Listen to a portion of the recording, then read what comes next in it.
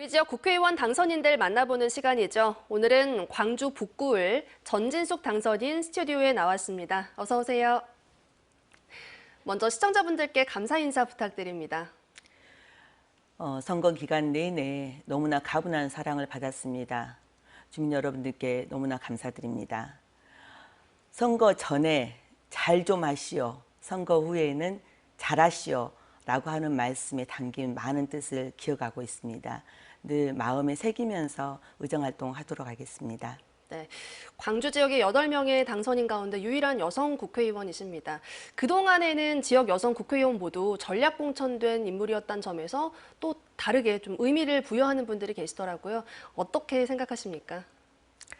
글쎄요, 여성 정치인이 대부분 구의원, 시의원부터 해서 이렇게 올라오는 케이스들이 그렇게 많지 않습니다. 네. 여성 정치인들에게도 경력단절이라고 하는 이런 많은 숙제가 있는데요. 그만큼 여성들이 가지고 있는 어떤 섬세함, 그리고 강단질 때 강단질 수 있는 마음, 그리고 통합의 마음, 이런 걸 가질 수 있는 여성 정치인들이 정치를 이제는 조금 끌어가야 되는 거 아니냐라고 하는 이런 말씀으로 새기고 있습니다. 시민들께서는 어떤 당부를 가장 많이 이야기하시던가요? 가장 큰 민심의 흐름은 기본적으로 윤석열 정권에 대한 심판이라고 생각을 합니다. 어제도 국무회의를 통해서 윤석열 대통령이 말을 했지만 공개적으로 국민께 사과하는 방식이 아니었잖아요.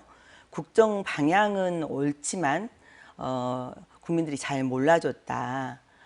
좀 더 세심했으면 좋겠다, 이런 약간의 유체 이탈법 같은 이런 느낌을 좀 받았는데, 그만큼 오만하고 독선적인 대통령의 모습을 실은 보고 싶지 않아 하는 이런 마음이었고요. 또 하나는 저에게 저금통을 덜어서 온 3개의 후원 계좌가 있었어요. 네. 금액도 많지 않아요. 12,600원, 4,500원, 7,600원이었는데 3명의 부자가 보내주신 건데, 그만큼 민주주의가 다시 정상적으로 조금 돌아왔으면 좋겠다고 하는 그 열망이 우리 아이들의 마음까지 같이 움직였다고 생각하고 그것을 잘 받들고 일을 해야 될 것 같습니다. 네. 앞으로 이제 지역민들에게 정책으로 보답을 하실 텐데 1호 공약은 어떤 걸 생각하고 계십니까? 어제는 4월 16일 세월호 참사 10주기였습니다. 아직도 제대로 진실이 밝혀지지 않았고요. 또 재작년에는 10월 29일에 우리들의 이태원에서 159명의 청년들이 쓰러져 갔는데, 안전의 문제에 대해서 그 누구도 책임지지 않는 나라입니다. 그래서 21대 국회에서 거부되었던 이태원 참사법에 관련해서 첫 번째로 발의를 조금 해볼 생각이고요.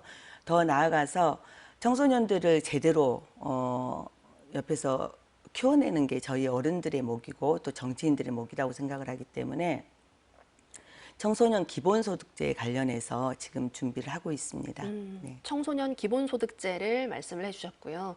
초선에 대한 한계, 여기에는 고민이 많으실 것 같은데 어떠신가요?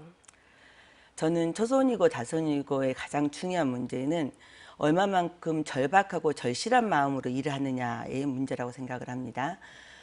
저는 시민운동을 통해서 풀뿌리 지방자치 경험을 했던 사람이에요. 그래서 어떻게 하면 공무원들과 잘 협치해서 일할 수 있는지, 또 우리가 원하는 어떤 정책을 어떤 방식으로 풀어갔을 때 답을 찾을 수 있는지를 충분히 배운 사람이라고 생각을 합니다. 그래서 준비가 충분히 되어 있는 사람이고, 그게 국정의 방향을 정하거나 정책을 만드는 데 있어서도 네. 크게 다르지 않다고 생각합니다. 네. 알겠습니다. 초심은 제가 잘 들었고요. 그러면 앞으로 이제 어떤 국회의원이 되고 싶다, 어떻게 기억에 남고 싶으신가요? 저는 처음부터 끝까지 계속 이야기했던 게 주민들 속에서 항상 생각했던 사람이고 주민들과 항상 소통하겠다라고 하는 이야기를 좀 드렸습니다. 그래서 그것은 민심을 참 잘 대변하는 이런 정치인이 되겠다고 하는 생각을 가졌던 거고, 그래서 그 어떤 정치인들보다 일상을 살아가는 서민들 옆에서 버시기도 하고 친구이기도 하고 든든한 뭔가 언니 같은 느낌, 엄마 같은 느낌, 이런 정치인으로 기억되고 싶어요. 네, 늘 가까이에 있는 정치인이 되겠다라고 말씀 들었습니다.